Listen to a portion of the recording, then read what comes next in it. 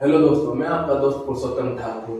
Class 10th maths का chapter 2-4 वाले रैखिक समीकरण युग्म का यही सेम सवाल लेके आया हूँ। चलिए आइए इस सवाल को जैसे किया था उसी प्रकार करेंगे, पर हमारे पास जो दो रैखिक समीकरण दिए गए हैं यह अलग है। चलिए आइए सवाल करते हैं। हमें क्या दिया गया है? दिया है 3x + 1/7y बराबर 3। इस इक्वेशन को सरल कर लेते हैं। तो हमारे बटे में 7 है, इसको हटाना है तो क्या करते हैं?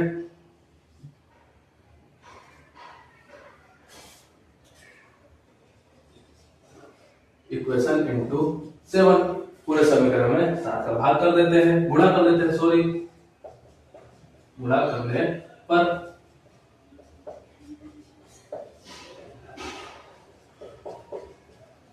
7 7 कैंसल, 7 या 21x + y 7 या 21 पर इधर आके क्या हो जाएगा? -21 बराबर 0। यहाँ पर आ गया इक्वेशन फर्स्ट। हमारा इक्वेशन सेकंड क्या दिया गया है? 7x + 3y बराबर 7। अभी 7 बराबर किधर आएगा तो क्या हो जाएगा? -7 इक्वेशन सेकंड। अभी हमें क्या बताया गया है? जो दिए गए रैखिक समीकरण है यह संपाती है कि नहीं है, यह हमें ज्ञात करना है। तो संपाती की कंडीशन क्या होती है? चलिए आइए लिख लेते हैं। संपाती की कंडीशन a1/a2 बराबर b1/b2 बराबर c1/c2। इक्वेशन थर्ड, ये हमारी संपाती की कंडीशन होती है। तो ये जो दो रैखिक समीकरण है इस समीकरण को संतुष्ट करना चाहिए। तो संपाती है, नहीं करते हैं तो संपाती नहीं है। चलिए अगला सवाल करते हैं। तो हमें a1 b1 c1 और a2 b2 c2 चाहिए। तो हम इक्वेशन फर्स्ट पे चलते हैं। इक्वेशन फर्स्ट की तुलना a1x + b1y + c1 बराबर 0 से करने पर करते हैं। हमारा इक्वेशन फर्स्ट क्या है? 21x + y -21 बराबर 0। तुलना करते हैं तो x वाले पद की तुलना y वाले पद की तुलना अचर पद की तुलना की जाती है। चलिए आइए करते हैं। a1x बराबर 21x, x से x कैंसल, a1 बराबर हमारा क्या आया? 21। अब y वाले पद की तुलना करते हैं, y से y कैंसल, y से y कैंसल, हमारा b1 बराबर क्या आएगा? 1। अभी हमारा अचर पद क्या है? c1 बराबर -21। तो इसे लिख देते हैं। हमारा a1 b1 c1 आ गया। अभी हमें क्या चाहिए? b1 b2 c2 चाहिए। चलिए इक्वेशन सेकेंड की तुलना, इक्वेशन सेकेंड की तुलना करते हैं किससे? a2x + b2y + c2 बराबर 0 से। हमारा इक्वेशन सेकेंड क्या है? 7x + 3y - 7 बराबर 0 है। ठीक है, तो अभी हम x वाले पद y वाले पद और अचर पद की तुलना वापस करते हैं। तो a2x बराबर 7x, 7 से x कैंसल, a2 बराबर क्या आया?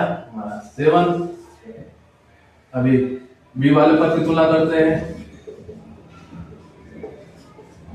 y से y कैंसल, हमारा b2 बराबर क्या आता है? 3। b2 बराबर 3y, y से y वाला पद कैंसल हो गया तो b2 बराबर आया 3। अभी हमारा अचर पद क्या है?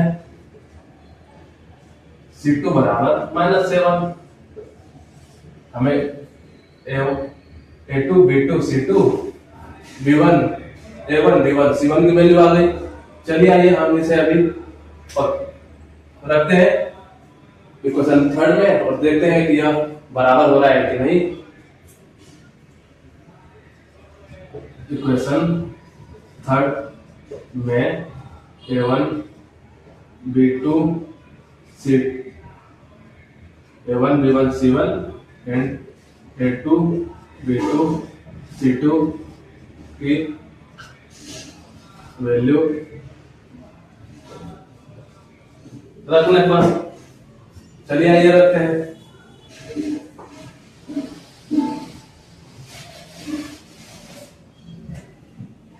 तो हमारा पहले इक्वेशन एक बार लिख लेते हैं।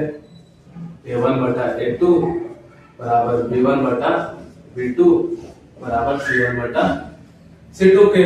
तो हमारा A1 का वैल्यू क्या है 21 और हमारा A2 क्या है 7 रख देते हैं बराबर। हमारा B1 क्या है 1 रख देते हैं। हमारा B2 क्या है 3 रख देते हैं बराबर। हमारा C1 क्या है 21 माइनस का 21 रख देते हैं और हमारा C2 क्या है माइनस का 7। ठीक है, चलिए माइनस से माइनस कैंसिल हो गया, 7 का 7 7 या 21, 7 का 7 या 21, हमारा 3 बराबर 1/3 बराबर 3 आया। मतलब हमारा जो A1/A2 बराबर नहीं है 1/3 यानी B1 बटा B2 के। तो यह गणित तो जब हमारा A1 बटा A2 बराबर B1 बटा B2 नहीं है, बराबर नहीं है B1 बटा B2 के, यह कंडीशन किसकी है? यहाँ पर क्या कंडीशन बन गई? A1 बटा A2 बराबर नहीं है B1 बटा B2 के। ठीक है, तो हमें कंडीशन थर्ड मीट हो रही है नहीं हो रही है, तो क्या लिखेंगे हम कि दिया गया समीकरण या इक्वेशन समीकरण संपाती नहीं है। आंसर क्वेश्चन में भी हमसे यह पूछा गया था कि दिए गए जो समीकरण है संपाती है कि नहीं है। तो इससे पहले मैंने जो आपको एक सवाल बताया था वो इक्वेशन संपाती थे, हमने लिखा था दिए गए समीकरण संपातीय है। अभी जो ये सवाल दिया गया था यह संपातीय इक्वेशन को संतुष्ट नहीं कर रहा था।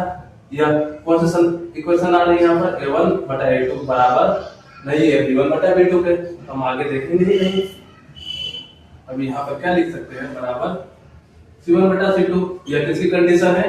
यह कंडीशन है प्रतिच्छेद की। दो रेखीय समीकरण एक दूसरे को प्रतिच्छेद करते हैं, तो प्रतिच्छेद की कंडीशन है, तो ये क्या हो गए संपाती को संतुष्ट नहीं करते हैं। मुझे आशा है यह सवाल आपको समझ में आया होगा। धन्यवाद।